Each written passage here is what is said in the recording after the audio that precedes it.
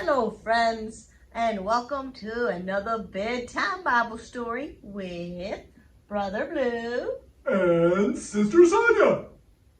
Pop quiz time, Blue. What did we talk about last week?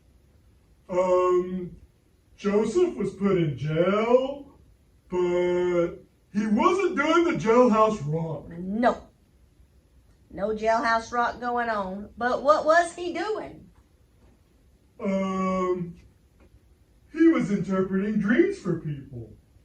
Yeah, there was a butler, not to be confused with Brother Tim Butler. Nope, this was just a regular butler that used to work in Egypt for the king, and he was put in jail, and he had a dream. Yeah, we know all about Joseph interpreting dreams. What did Joseph tell the butler his dream meant? Joseph told the butler it meant he would get out of jail soon and get to go back to work for the king. It came true. When the butler was getting out, Joseph said, "Remember me," but the butler forgot. So did Joseph stay in jail? Not forever, because the king of Egypt had some dreams that really bothered him. He was hoping somebody could tell him what they meant. And that's when the butler remembered Joseph. And he told the king about him interpreting dreams. And the king got Joseph out of jail, right? And the king got to hear Joseph explain the dream, right? Didn't he, Brother Blue? He sure did, Sister Sonya. And they were about corn and cows. Tell us again what that all meant. All right, corn and cows. Doesn't sound too tasty, but let me tell you again. We read it last week, but this is review time.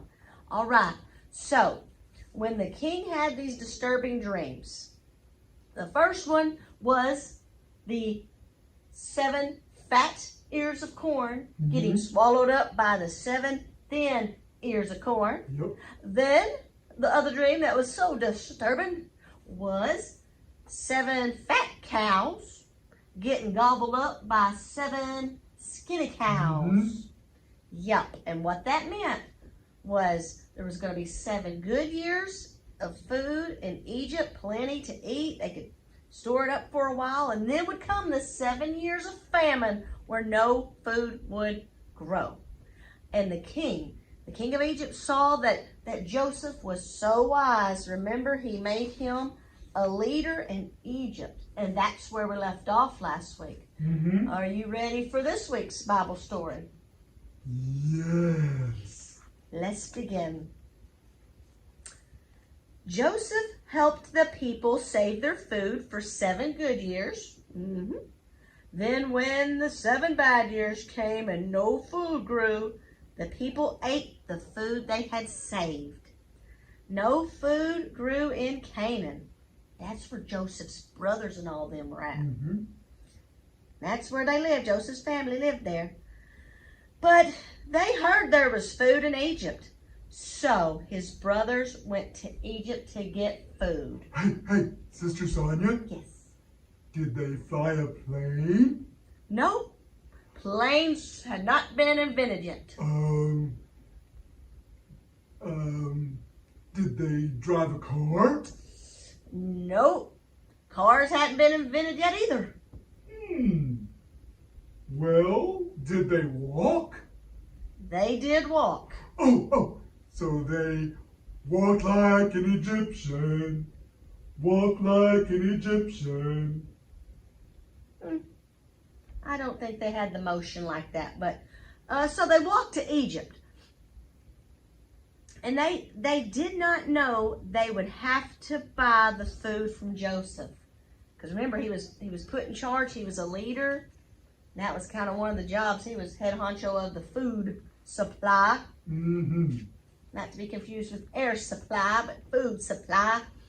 And the brothers, when they got there, and there was that leader of Egypt, they bowed to Joseph. And they did not know he was their brother, but he knew who they were. And still, he did not tell them he was Joseph. They asked him for food, and he sold some to them. Oh my.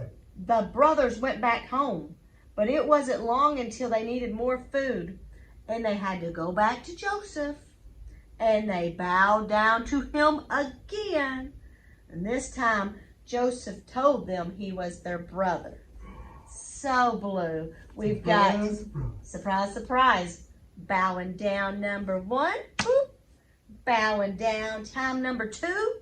Does that remind you of anything from previous Bible stories? Yeah, the bundles of straw. The bundles, yeah, the bundles of hay, Yeah. and how those 11 bundles had to bow down to that one, and then those 11 stars, when we were talking about all that spacey stuff, how 11 stars had to bow down. Mm-hmm. And all that was representing what was happening right here. What those dreams Joseph had a long time ago was foretelling the future. And here they are, bowing down before their brother, who they didn't even realize it was him. And he just couldn't take it no longer. And he was like, I'm your brother, Joseph. And what Joseph had dreamed had really happened. Now his brothers, hey, they were afraid of him at first, because they were so mean to him with what they did way back in the past when they threw him in the pit. And I didn't even get to the part. Some of them were talking about killing him when he was in the pit, but that didn't happen. They ended up selling him to traders in Egypt. And here's the good stuff. Listen, you ready for this, Blue? Yeah. Joseph said, don't be afraid. God meant it for good. And there's a song we sing at church that says, you take what the enemy meant for evil and you turn it for good. You turn it for good.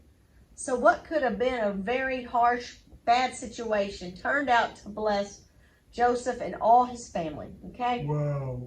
Now, Joseph, he went to each and every brother and he gave them a kiss and a hug, and they went home and told their father that Joseph was all right. Remember, their father was Jacob, who thought all those years, he thought Joseph was dead. Oh, but he was all right. And then the whole family moved to Egypt to be near Joseph. And let me see. Yep. That's the end of that story. And we'll have us another one next week. Okay, Blue? I'm on the edge of my seat, Sister Sonya. Have a good night, everybody. Good night, everybody.